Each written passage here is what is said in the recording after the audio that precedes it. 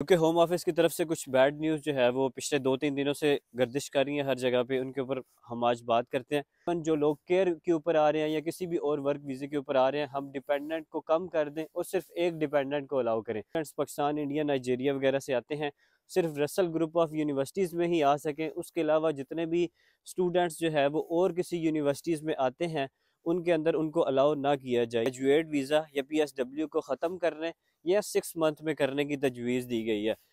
So bright, it's hard to breathe, but that's alright. Hush. कि home office की तरफ से कुछ बैड न्यूज़ जो है वो पिछले 2-3 दिनों से गर्दिश कर रही है हर जगह पे, उनके ऊपर हम आज बात करते हैं।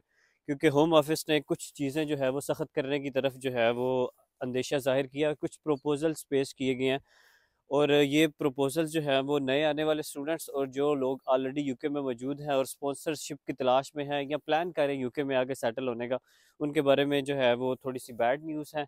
तो आज की इस वीडियो में अंदर वही जो है वो हम डिस्कस करते हैं। बेसिकली 4 प्रपोजल्स सेक्रेटरी की तरफ से दिए गए हैं ऋषि सोनक को। 4 प्रपोजल्स हम ऐसे करें जिसके ज़रिए से हम जो है वो नेट माइग्रेशन को कम करें। नेट माइग्रेशन यानी यूके में जितने लोग यहाँ पे आ रहे हैं उससे ज़्यादा यहाँ पे लीव कर रहे हैं, जिसकी वजह से अकोमोडेशन प्रॉब्लम है, क्राइसिस बढ़ रहे हैं, लोगों को जॉब्स नहीं मिल रही।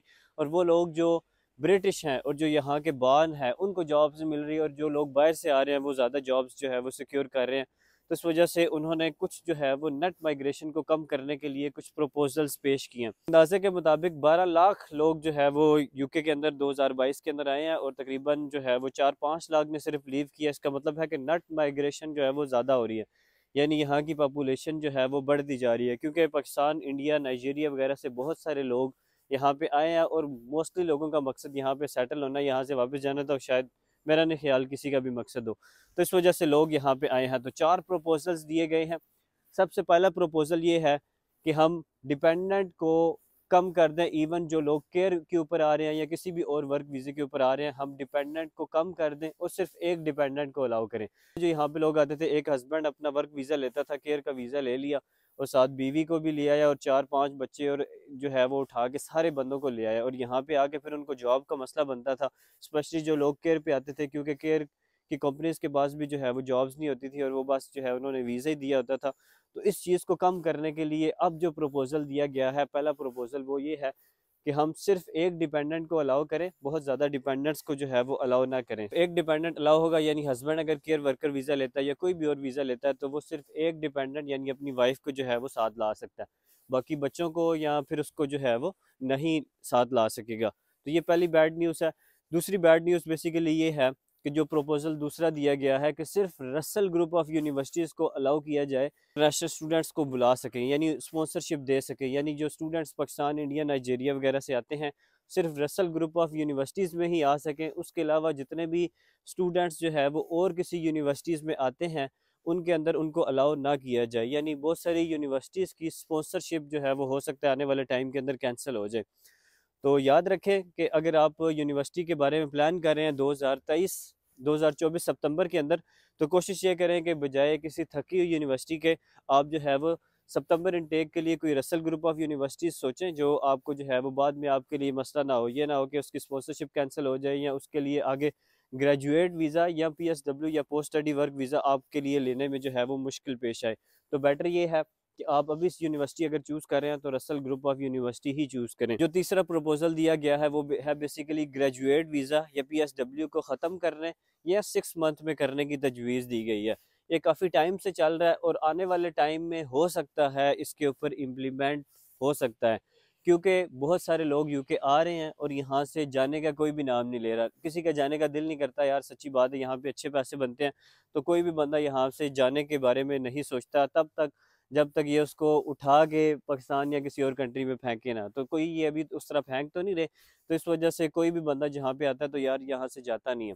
तो इस वजह से अब इन्होंने ये डिसाइड किया है कि हम PSW को या ख़त्म कर दें या 6 मंथ का कर दें, लेकिन अभी ऐसा हुआ नहीं है। ये सारी चीज़ें अभी सिर्फ प्रपोजल हैं, अभी इनमें से कोई भी चीज़ जो है वो इम्प्लीमेंट नहीं हुई। तो अगर आप यूके आने का प्लान कर रहे हैं तो अभी से ही जो है वो जनवरी इनटेक में अगर आप आ रहे हैं तो इसको मिस ना करें, क्योंकि जो स्टूडेंट्स जनवरी इनटेक में आ रहे हैं उनके ऊपर ऐसा कोई भी रूल जो है वो अभी तक लागू नहीं होगा। ये आने वाले टाइम में यानी इनकी जितनी भी पॉलिसीज़ बनती हैं वो अप्रैल मार्च के अंदर बनती हैं, तो अप्रैल मार्च के अंदर हो सकता है कि ये रूल्स थोड़े से जो है वो इम्प्लीमेंट हो जाएँ।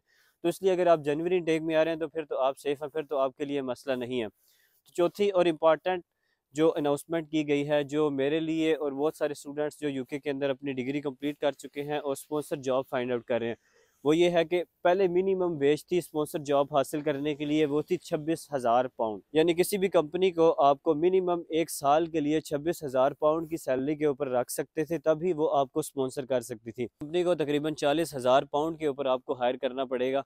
यानी अगर एक कंपनी आपको एनुअल इनकम 40,000 पाउंड देती है तो ही वो आपको स्पॉन्सर कर सकती है, अदरवाइज जो है वो आपको स्पॉन्सर नहीं कर सकेगी आने वाले टाइम के अंदर। बेसिकली ये कंपनी के लिए काफ़ी मुश्किल होगा कि वो 40,000 पाउंड जो है वो एक बंदे को दे। ये कंपनीज ये कोशिश करेंगी कि वो किसी ऐसी बंदे को ही रख लें जो कि ब्रिटिश है।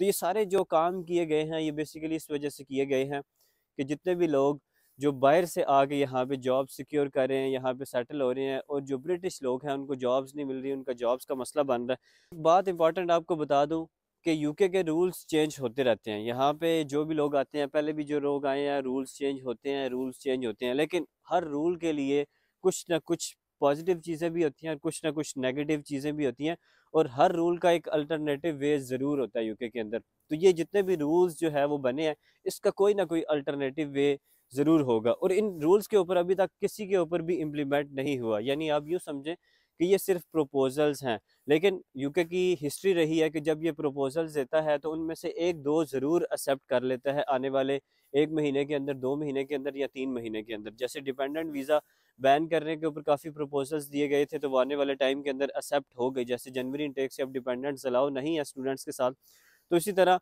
ये इन रूल्स में से भी हो सकता है 1-2 इम्प्लीमेंट हो जाए आने वाले 2-3 महीने के अंदर। तो अगर तो आप यूके आने का सोच रहे हैं या आ रहे हैं, तो आपको मेरा मशवरा ये है कि जनवरी इनटेक को मिस ना करें, क्योंकि मेरा ये ख्याल है कि जिन लोगों ने जनवरी इनटेक को मिस कर दिया, वो बहुत सारे मुश्किलात में आने वाले टाइम के अंदर पेश आ सकते हैं, क्योंकि IHS फीस बढ़ जाएगी और बहुत सारी फ़ीसें बढ़ जाएंगी, फिर रसल ग्रुप ऑफ यूनिवर्सिटीज़ में जाना पड़ेगा, और बहुत सारे मसले जो है वो हो सकते हैं, PSW हो सकता है, ख़त्म हो सकता है। लेकिन अभी तक ये सारे के सारे सिर्फ प्रपोजल्स हैं, इनमें से कोई भी अभी तक एक्सेप्ट नहीं हुआ। आने वाले टाइम में हो सकता है कि कोई 1-2 एक्सेप्ट हो जाएँ। तो आज की वीडियो में इतना ही। मज़ीद इसी किस्म की वीडियोज़ बनाते रहेंगे। बहुत शुक्रिया। अल्लाह हाफ़िज़।